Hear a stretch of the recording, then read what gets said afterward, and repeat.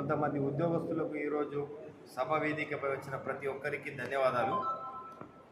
ఈరోజు మనం జియో నెంబర్ 3 గురించి, జియో నెంబర్ 3 అనేది 100% ఏజెన్సీ ప్రాంతంలో ఉన్న రిజర్వేషన్. 100% వల్ల సుప్రీంకోర్టు జియో నెంబర్ 3 కొట్టివేయడం వలన ఇప్పుడు ప్రత్యేక ట్రైబల్ అడ్వైజరీ కమిటీ ఏర్పాటు చేసుకొని ప్రభుత్వం కొత్త జియో తీసుకొచ్చి ఐటీడీఏలో ఉన్న బ్యాక్లాగ్ పోస్టులు మరియు ఏజెన్సీ ప్రాంతంలో ఉన్న 29 శాఖలను కూడా భర్తీ చేయాలి.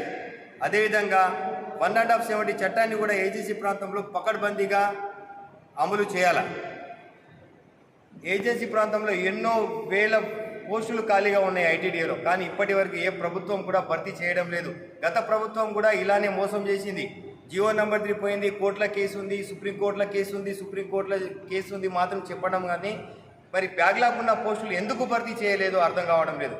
ఇప్పటికైనా కొత్త ప్రభుత్వాన్ని నిరుద్యోగులు, ఉద్యోగస్తులు మరి ప్రతి ఒక్క రాజకీయ నాయకులు దీన్ని ముందుగా స్పందించి జియో నంబర్ ప్రత్యేక అడ్వైజర్ కమిటీ ఏర్పాటు చేసుకోవచ్చి దీనికోసం ప్రత్యేకంగా విద్యార్థులు, ఉద్యోగస్తులు, ఏజెన్సీ ప్రాంతంలో ఉండే నిరుద్యోగులు ప్రతి ఒక్కరూ 28 తేదీ నాడు చలో హైదరాబాద్ గిరిజన సంక్షేమ భవన్ ధర్నా దగ్గర ప్రతి ఒక్క గిరిజన ఆదివాసీ విద్యార్థులు హాజరు కావాలి.